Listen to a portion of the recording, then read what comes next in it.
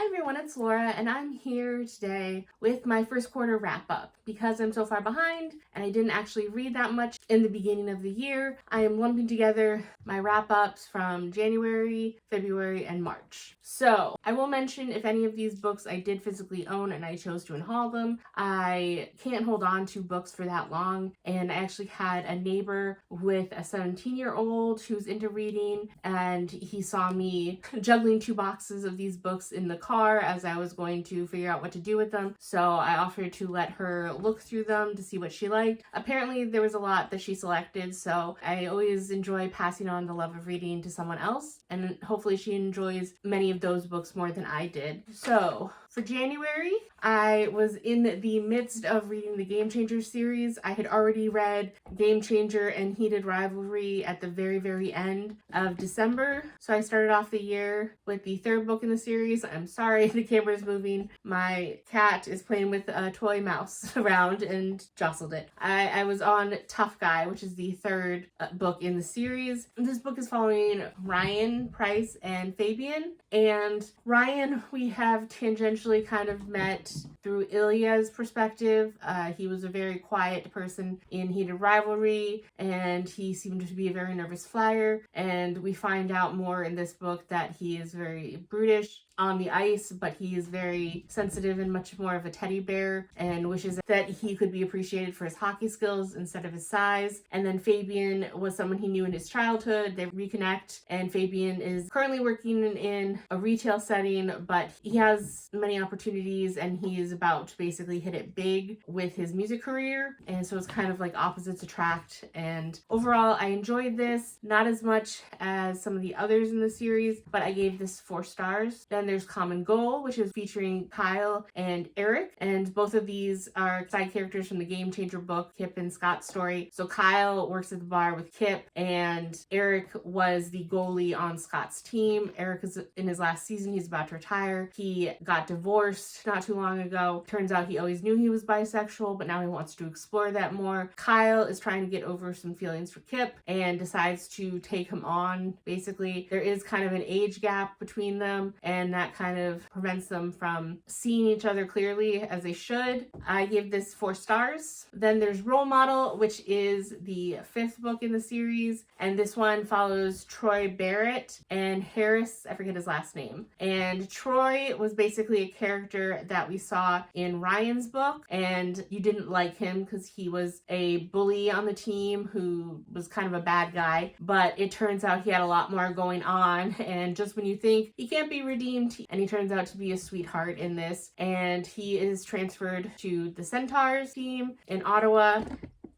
Sorry if the position of the camera moved at all. My cat took a running slide into the camera. So where was I saying? So yeah, Troy Barrett was traded to the Ottawa Centaurs. They're not a great team. He is facing a lot of backlash from the league and fans for speaking out against a previous teammate. And the new team, the Centaurs, it has the social media manager Harris, who is very openly gay, and he's just a sweet teddy bear of a person with a sunshine personality. And so seeing them finally figure things out was very nice. I like this one a lot. I gave this one 4.5. I just realized I have Role Model. I didn't buy all the books. I only bought the ones that I really like. So I bought Role Model. Forgot to hold that up. Man, I'm so out of practice in this. I apologize. Then there was the Long Game, which is the continuation of Shane and Ilya's story. I'm sure a lot of people are fans of this series at this point and kind of know what happens, but just in case you haven't, or you're curious about reading it, or you want to be surprised by season 2 of the television show, I don't want to go into it too much and risk giving spoilers, but this is basically the continuation of Ilya and Shane. And a lot of people have shared my opinion that where Heated Rivalry, well, you do see things in Ilya's perspective sometimes. It was a very Shane-centered book. This is a very Ilya-centered book, and it is continuation basically from after the events of Heated Rivalry. And in the first book with Heated Rivalry, a lot of it is internal stuff that they have to work through in order to be together, and this is really the culmination of their relationship and now them trying to figure out a better strategy of how they can be in a relationship in regards to the greater world and any potential struggles they might fall into. I don't want to say anything more, but I loved it. It was even better than Heat of Rivalry. I gave this 5 stars. Then I got the 14th volume of Solo Leveling manhwa as it was released, and again, I've already read this on the webcomic, so nothing that was surprised. The only surprise that kind of annoyed me is I thought that it would wrap up completely in this volume, but it turns out there is a teensy tiny bit left to the story, and that kind of annoyed me. So I do have the last volume on order. It should be arriving soon. That way my Solo Leveling will be complete. There is a sequel series following Jinwoo's son, and it's called, I think, Ragnarok. I don't know if it's the Solo Leveling Ragnarok, I forget. I started reading it and I disliked it a lot, so I did not continue. A lot of people seem to be fans of it, so I wouldn't shy people away. Just say give it a shot, see if you like it. But it's not my cup of tea. I really just preferred the journey in this story, and I ended up giving this 4. Then I listened to Unloved, which is the second book in the Undone series, and this is about college hockey teammates and the struggles they're going through. And this one is centered around Freddie, who is kind of a flamboyant playboy character you meet in the first book, Unsteady, and it turns out he has more going on, and he ends up forming a connection with Ro, who is the roommate and best friend of the female protagonist from the first book. I forget what her name was. So they end up kind of bonding and being there for each other when their other friends aren't for their own reasons, and seeing the relationship blossom between them. I liked it, so I gave this a 4.25. Then I listened to In Defense of Witches. I believe I discovered this from a YouTuber video. I forget who it was. I'll put their name up here. And it was okay. It's a nonfiction basically about how women who tried to step out of their lane in some way were considered witches throughout history, and the stigma that was attached to it and everything. It was not everything I hoped it would be, but I still found it really enjoyable, and I gave it a 4 star. Then I listened to Wrecked, which is the 3rd book in the Dirty Air series after Collided and Throttled. They're all Formula One romances, which I didn't think I'd like, but I actually like the Formula One, even though I don't follow it and I have no interest in watching Formula One. I actually do enjoy the romances. This one is following the driver Jax, who again you see as a side character in the first 2 books. He is much more about the party lifestyle, while the other people are settling down. He seems to be like, that will never happen to me. And then Elena comes on, and she is kind of a new PR person who's supposed to clean up any of his messes, because unfortunately Jax, he has been caught in a bit too many scandals, and so the team is basically like, you can't make waves this season. She's gonna be on your tail and make sure that you keep your act clean. And then you find out more of why Jax is the way he is, and Elena has her own backstory that is very tragic, and you see them come together. I didn't enjoy this as much as the first 2 books in the series, but it was still overall enjoyable, and I always like seeing behind the mask that a lot of these Playboy characters create. So I gave this 4 stars. Then I listened to The Idea of You, and this book, oh boy. So it was weird why I decided that I really wanted to read this or listen to this at this point in time. It was because I saw a clip on YouTube of the movie version of this, and I remember vaguely seeing the trailers when the movie was first out and not really being interested, but it has Anne Hathaway and I like Anne Hathaway. And I saw a clip, and it turns out it was a clip from the end of the movie adaptation, and it made me want to, when I saw that it was a book, read the book. Well, it turns out that scene is not in the book at all, and the ending of the book just pissed me off so much, and I disliked so much of the book. I ended up giving it 2 stars. So very angry, and then I didn't even want to watch the movie, even though that was kind of the point. I wanted to read the book and then watch the movie. Maybe eventually my feelings will cool a little and I'll still want to watch the version of the movie that had the ending that I watched that seemed much better than the ending in the book to me, but who knows. But I didn't like the romance. It's a big age gap romance where Hayes Campbell is basically in a very popular British boy group, kind of like a One Direction, and he's in his I think he's 20. I don't know if even be early 20s or 20. I'm pretty sure 20 was his age. And then Celine, she is, I believe, 40, around there. And she has her own kid who's preteen, who's a fan of Hayes' band. And just this age gap, celebrity, there was just a lot of things that I didn't enjoy about the romance itself. So I didn't even want to root for the couple. And then I didn't like the ending. So the book just, 2 stars. And then last book I started reading was a book that I owned, that I had hauled, which was The Wards of Faerie. And this is, I think, in the Shannara Chronicles, or I don't even know what it's called, universe. But I believe this is supposed to be a story that takes place like generations before the main Shannara timeline. And I basically started reading it, realized that some things seemed familiar. So I probably did read this book at one point, but not enough where I could remember any of the plot. And I ended up DNFing it about halfway in. I forget how many pages, I think like 180 pages, because it turns out it's part of a series. There's going to be multiple books I would have to read and continue afterwards. I didn't care enough about the plot. I didn't care enough about the characters, and it just was not interesting whatsoever for me. So I ended up DNFing it. So that is the end of January, what I read. Looking back, I ended up getting through more than I thought I did, because I honestly just remember blanking out mostly after the Game Changer series. So there you go. Sorry, I have to reference my numbers here because I'm out of practice. So in total, I did complete 9 books and then the DNF for a total of 3,488 pages. Of that, I listened to 8 on audiobook, which was 3,188 pages. I would have read the Game Changer series physically, but it just wasn't available to me because no one published extra books in anticipation of the release of the TV show. So they were back ordered everywhere. So I just binged them all on audiobook. And then the manhwa, which was 300 pages. So that's it for January. For February, I listened to 2 books on audiobook, and that's all I did the entire month. The first one is It Takes Two to Tumble, which is a historical romance between Ben Cedric, who is a country vicar in a small town, and then the sea captain, Philip Dance. And what happens is that Philip Dance has, I believe, 3 children, and his wife had passed away,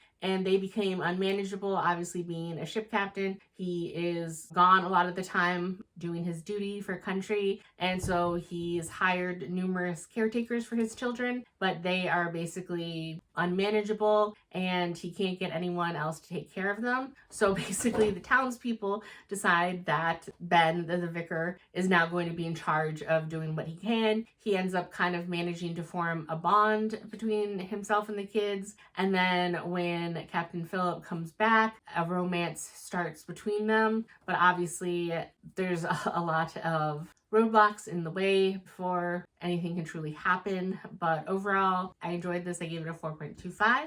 And then I listened to the Happily Ever After playlist, which was the middle book in, I think it's the Friend Zone trilogy. I believe that's what it's called. And I was really hesitant and put this book off for a long time because I really disliked The Friend Zone, which was the first book in the series, but I owned physically Life's Too Short was the 3rd book in the series. And so I'm kind of a stickler about reading books in order, even for just these interconnected standalone series. So I finally buckled down, and this was the story of Sloane, who, I don't want to spoil anything, but something really big happened with her in the first book in the Friend Zone. So I was kind of hesitant.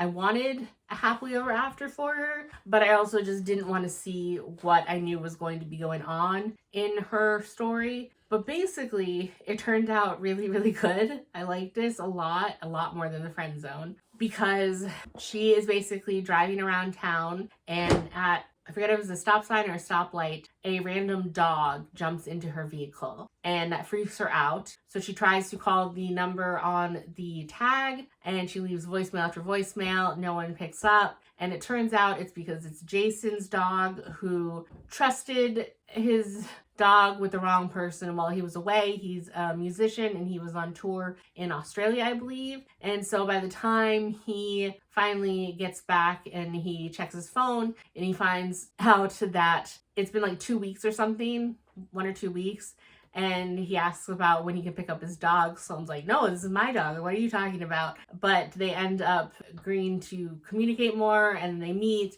and she does give his dog back, but romance blossoms between them. But there is other stuff going on with Jason and his career, and they have to figure out if it's worth it to pursue something between them. I ended up really liking this book. I gave it a 4.25. So for the month of February, again, I listened to only the 2 audiobooks for a total of 704 pages.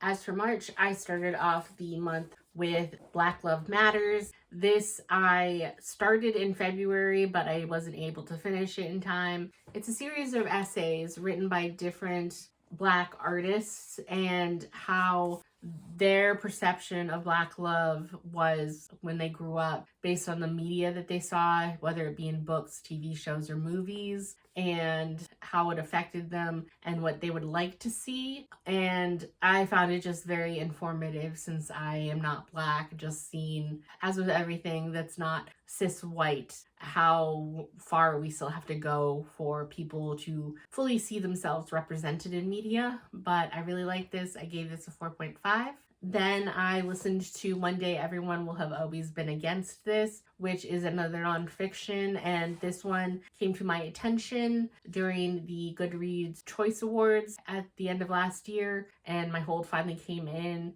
And this is basically about the author Omar El Akkad, I think that's how you pronounce it, and his experience growing up and then coming to the West as an immigrant, and even just in the Middle East when he had to travel with his family as a child and settle in another foreign country, just how that shaped his worldview and how what's happening right now in Gaza is affecting him and his community, and just basic thoughts looking back at everything. And it was a very good, informative book that I'm very happy I listened to. I ended up giving it 5 stars. So after February, which I did have kind of a reading slump, I did go the nonfiction route, trying to get myself back out of the reading slump. After the 2, though, I wasn't in the mood.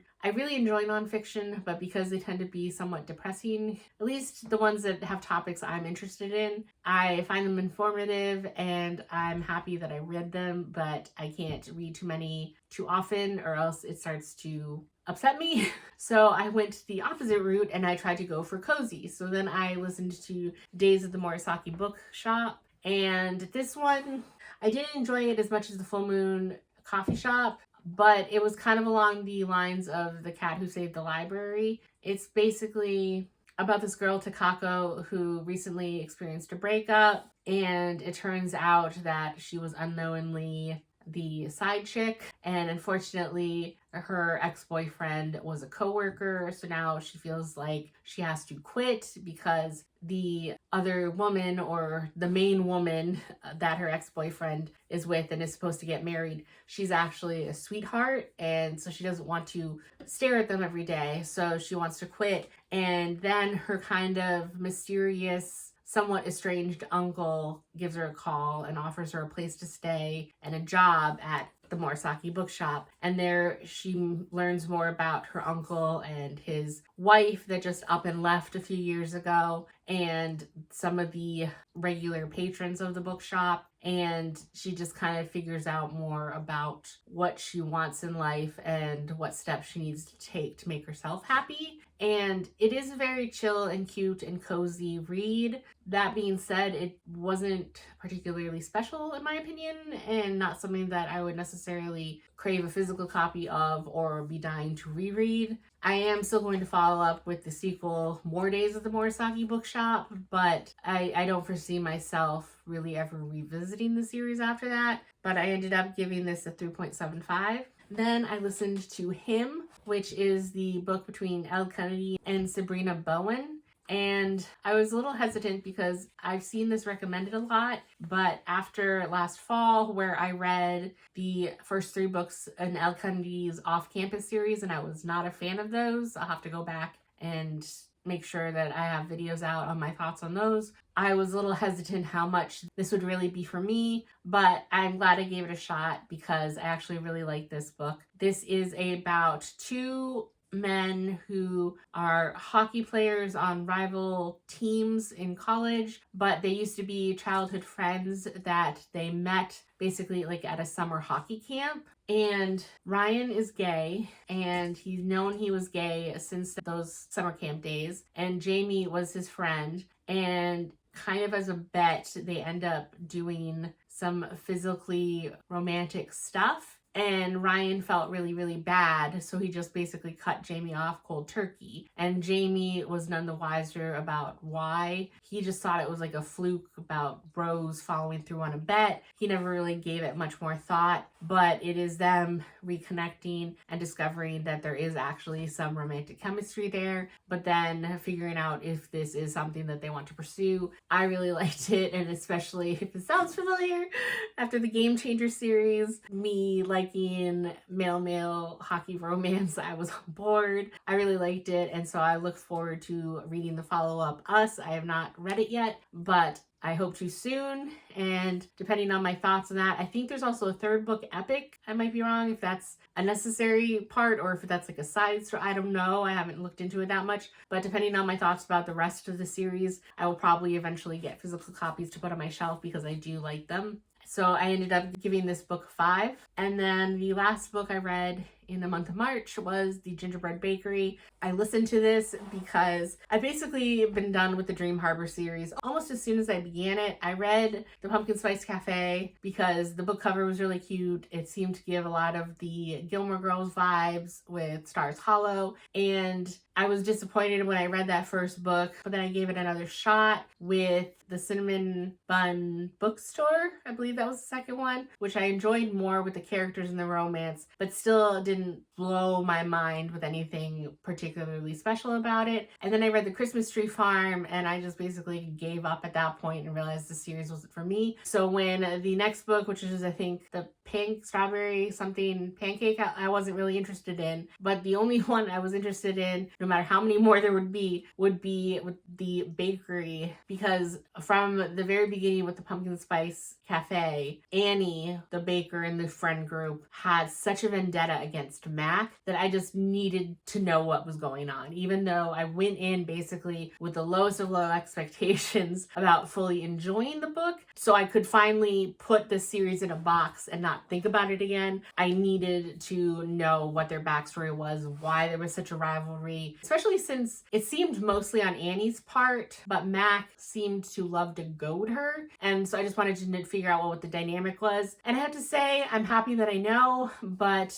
overall, I was underwhelmed. And the reason behind the rivalry, it wasn't as significant as I hoped or thought it would be. So I was kind of let down even when I went in with lowered expectations. Overall, I'm happy they got their act together, but I ended up just giving this a 3.5. I am happy to put Dream Harbor series behind me and DNS's series and not give a second thought to any books that may continue the series. So in total in March, I read 5 books for a total of 1,323 pages, 4 audiobooks for 1,088 pages, and then 1 immersive reading, which was the Black Lives Matter, for 235 pages. So with that, I normally put up the graphs here at the end of each month for the wrap up for like the moods and the types of books I read. I will try and do that. So if so, here are the moods for the books I read in January, February, and March. And then here are the genres. So with that, this includes the wrap up for the first 3 months of 2026. I had a much better reading month in April, so I will have to film a wrap up for that in its own separate video, and hopefully I can get that out to you relatively soon. So many more videos on the way to come, and that's it for this one. I will see you next time. Bye!